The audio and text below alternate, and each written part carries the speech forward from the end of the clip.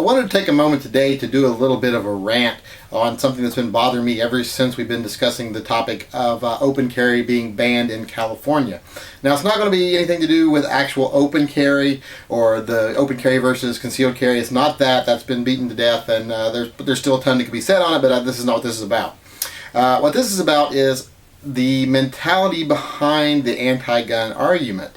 I believe it was Stout is his last name, who is the president of the local Brady chapter in California, who stated that now people can be safe going out to restaurants and the mall again without being fearful that someone that's open carrying is going to accidentally gun them down or gun them down in an act of vigilantism. And when pressed on that statement, I believe he even admitted that, well, it's never happened yet, but it's only a matter of time. And that whole mentality is just driving me crazy.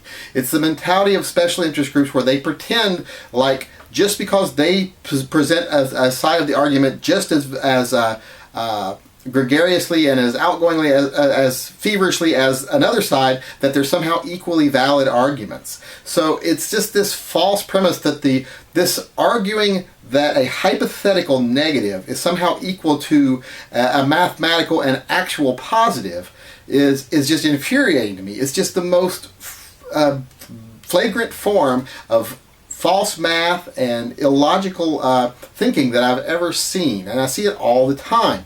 You see it with people who always feel like, there's some people who feel like they want to fall down in the middle, they want to seem like they're moderates, so they want to be in the middle of every argument, and that creates this false assumption that if there's two equally opposed arguments, that somewhere the truth is always somewhere in the middle, and that's just not factual. For example, if there's an atheist on this side and a hardcore Christian on this side, and they're both feverish in their beliefs, that one is there is no God, one that there is a God. Well, the answer is not somewhere in the middle. There either is or there isn't. So one is right and one is wrong. So that whole idea that the truth always lies in the center of two diametrically opposed opinions is just false. So when you allow that mindset to fester to prosper, you allow people that are on one extreme side of an argument to present an extreme argument which somehow makes it seem like the truth is somewhere in the middle of the other argument, when sometimes that's not the case. The other argument may be correct. In this case, they're arguing a hypothetical negative, like someone might accidentally be shot by someone open carrying. It hasn't happened. There's no number, there's no statistics of it ever actually happening. Even as far as accidental shootings make up such a small percentage of shootings in the United States. I think it's like 2%. And most of those don't even involve fatalities, but it's like 2% of all shootings. And a lot of statistics that have been done in the last several years have shown that even though there's lots of gun crime in America, everyone wants to always scream gun crime, gun crime, gun crime. It's estimated by some numbers that the legal use of firearms as a defense is equal to or greater than, and in some numbers 3 times greater than, the number of times a gun is used in a criminal act. And plus, you have to remember that even in the criminal act, even if it was 50% of the time the gun is used, it's in a criminal act, only 3% of all criminal acts that involve a gun involve someone being wounded. So only 3% of that 50% are someone actually being shot.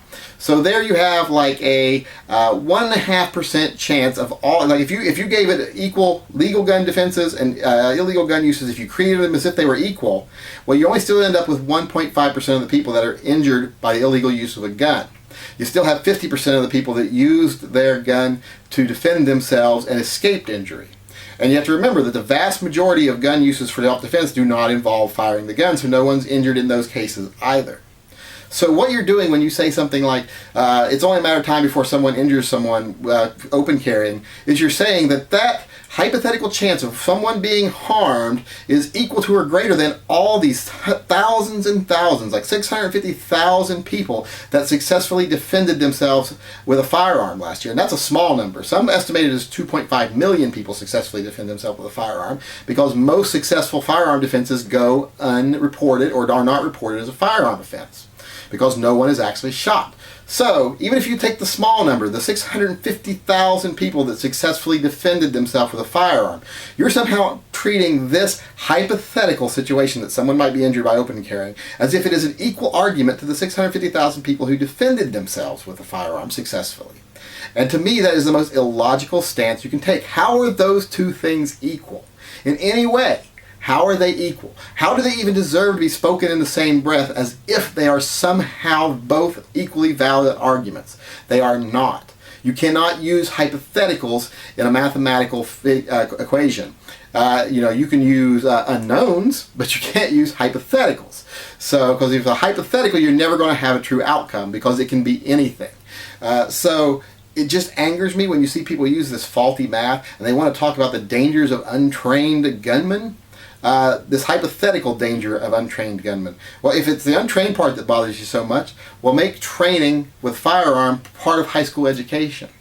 Ninth graders, teach them how to safely handle a gun. You don't have to give them real guns. Give them toy guns. Teach them how to handle them safely.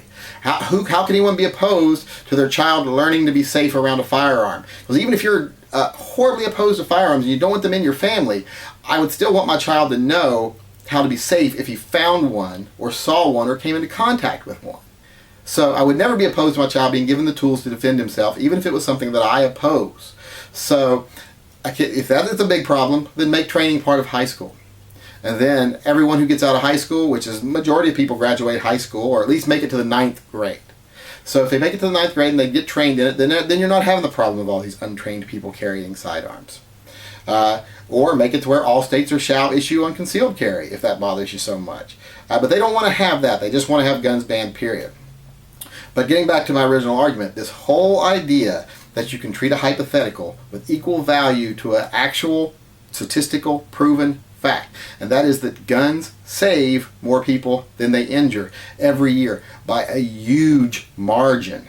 When you take into account of people that are injured against people that defend themselves, it's upwards of 25-30 to 1 when you figure out the statistics. So how can you say it's worth protecting this one hypothetical person by removing people's gun rights and you endanger these other people? Now, granted, these all aren't done in the open, in public. A lot of these are done at home, which is also where most gun accidents occur. Most gun accidents occur at home, not out in public. So, when you take away a person's right to carry in public, you're not really defending anybody. You're not protecting anyone because people don't get harmed that way. You're creating a scare out of nothing to try to prove an invalid point. But people often defend themselves in public with their firearms. People that defend themselves against muggings, carjackings. I have defended myself against a carjacking with a gun. If I hadn't had that gun, I could be dead right now. Now, you could say, well, because you had that gun, hypothetically, you could have accidentally shot someone. Yeah, but that didn't happen. But I did defend myself with it. So they're not equal. They're not equally valid arguments. So, I mean, I know this has been kind of a rant, and it may not make a lot of sense to a lot of people because, I'm just ranting off the top of my head because I was sitting there reading some stuff and it was just driving me crazy.